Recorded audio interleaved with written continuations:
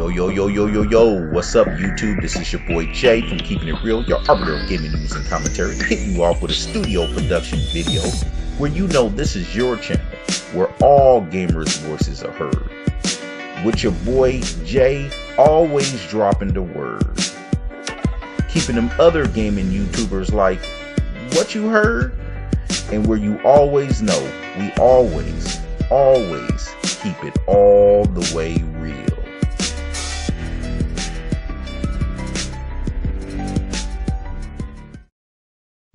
So what's going on, everybody? I just want to thank you all for checking out my studio production video today. And today is going to be an interesting video, man. Like always, I'm going to go ahead and link this in the description.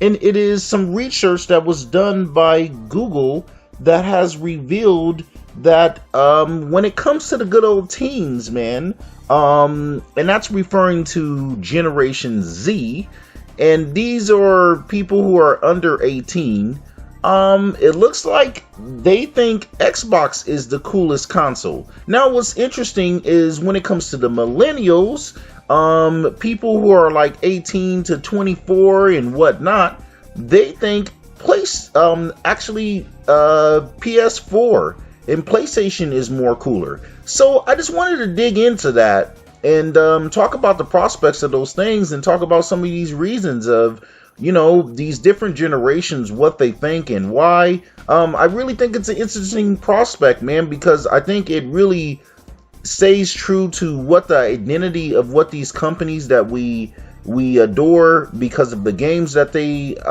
provide for us.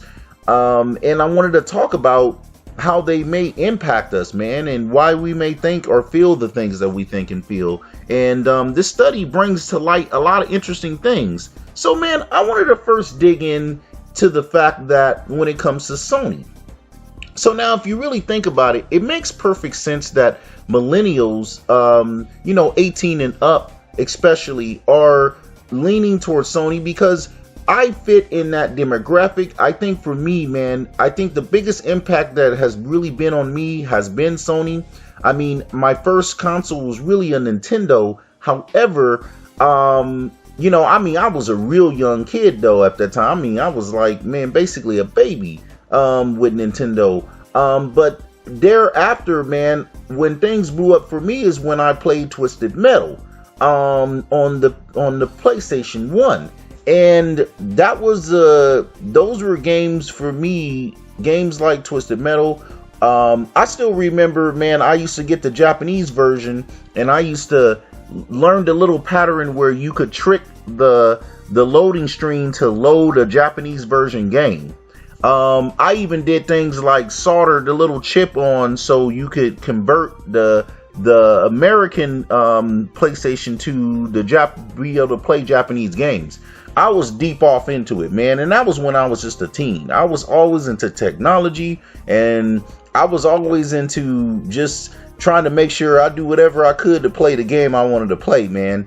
And at those days, man, PlayStation was killing it, man. I really loved it. Now, of course, that was way before Xbox was even thought of, and I was still on my Nintendo, but PlayStation I really adored, man. And by the time God of War was coming out, man, it was just like, oh man. And for me, Metal Gear Solid and God of War and Crash Bandicoot, man, these games are staples to a lot of folks within my demographic, within our generation, and they're pretty much games that we grew up with. So having that background, you got to understand that's still cemented into that generation of people when it comes to how they think of things or when it comes to gaming culture. So a lot of that has to do with that when it comes to millennials, because they're millennials, if you really think about it, they're on that last edge of that gaming culture when it comes to PlayStation. And that's why it would make more sense that millennials would be more leaning towards PlayStation, just because they were kind of like on that last little edge of that generation culture when it comes to PlayStation, where PlayStation was really hot.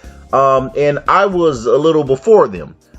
being in Generation X. I'm in that Generation X category that is a little just right before, the millennials. So yeah, it makes perfect sense of how the breakdown on it. So now that's pretty much for PlayStation. Now, if you break it down for Xbox, now Xbox was the new kid on the block, and when the original Xbox came in, it just came in with brute force, man, and power, man. It just came in and just was knocking stuff around, like, man, we gonna come in and make our name be known. And it came in with great games like Crimson Skies, Fable, Jade Empire, Project Gotham Racing. And by the time when Halo hit, man, that game, you got to understand, it revolutionized the game, especially also when it comes to multiplayer, man, because that's when multiplayer actually got its first big jump when it comes to first person shooting. So Xbox just revolutionized a big part of the gaming industry, making things that before wasn't so big of a thing or wasn't even a thing at all. They innovated the gaming industry, bringing things like internet and multiplayer, first-person shooters, more into the mainstream. Because this has been a thing that was on PC, but until Xbox, that's when it really became big on consoles. And it's one of those things where it's like, man, their whole genre was about power and about bringing a true experience to your home where you could play with people all around the world. And that was a great thing that I think a lot of younger kids who are growing up would appreciate, because they came in on a curve that you got to understand. By that time, PlayStation and Nintendo was pretty much had things locked up. And Xboxes came in and barged their way into the industry in ways that hasn't been seen before. So when it comes to the generational culture, it was kind of like a culture clash. So you had people who pretty much adopted that and said they were great and good with that. Then you had people who had a mix and said, well, I'm still keeping my PlayStation, but hey, I'll go ahead and welcome in my Nintendo, but I'll go ahead and welcome Microsoft too. And you had everybody in between. But when it comes to the generations, it's understandable that the younger generations coming up after that would be the more ones that will be leaning towards Xbox, because with a lot of the things that Xbox is doing when it comes to their innovation, when it comes to their entertainment, when it comes to their being able to create content and be able to have everything at your disposal, a lot of the younger people just see the fun in that, being able to do a lot more than just play video games, as well as play video games. So I think it's more of a, Xbox has lended itself to be more of a revolutionary pioneer for the future, and Sony is more of a classic gaming platform. And if you think about it, that's going to lend itself more to the older folks who are into that, because that's what they're used to and growing up with. And Xbox would make sense that it lends more to those younger folks that are looking for that revolutionary big innovation step. So now the thing is this how those things all tie in together. And that's where the interesting dynamic comes into play. So, last without least, I'm not going to leave out good old Nintendo. Now, Nintendo, it would make sense that, of course, how they've been able to stay in the game, if you really think about it, is the youth. And really, if you think about it, they kind of got it all in a way, because they don't really have so much the future when it comes to technology. Of course, their hardware is not revolutionary. It's not the top end specs.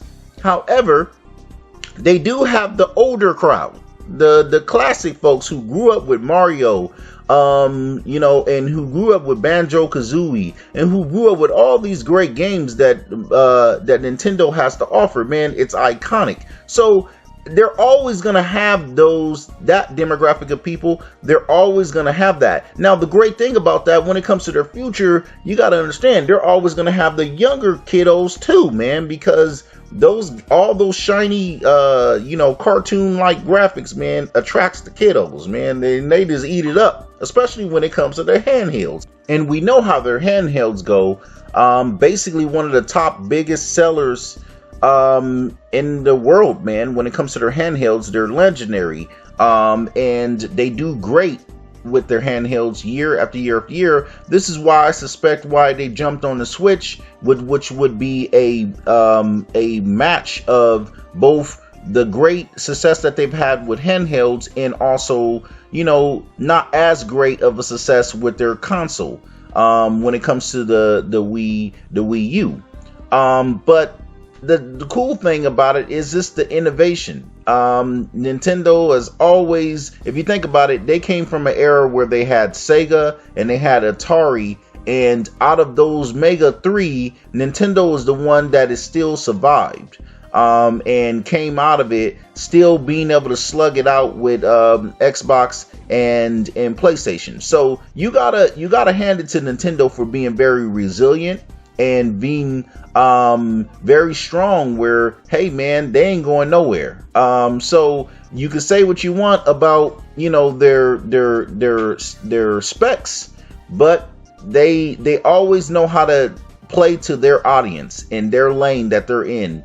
They know what their consumers want, what their type of gamers want, and they're good at providing that. So I'll give that to Nintendo. So for me, man, that's the breakdown of this when it comes to the generational clash, how this all falls into play, and that's how I see it, and that's how it looks like it pans out. And what's interesting is this study kind of it pans all those things out and makes those things a lot more clear. So yeah, man, that's my breakdown on that. Hey man, I would want you guys to go ahead and hit me in the comment box. Tell me what you think. That's pretty much my assessment on it. But hit me up. Let me know what you think. All right, man. Until the next time. This is Jay. I'm always keeping it real, and I'm gone.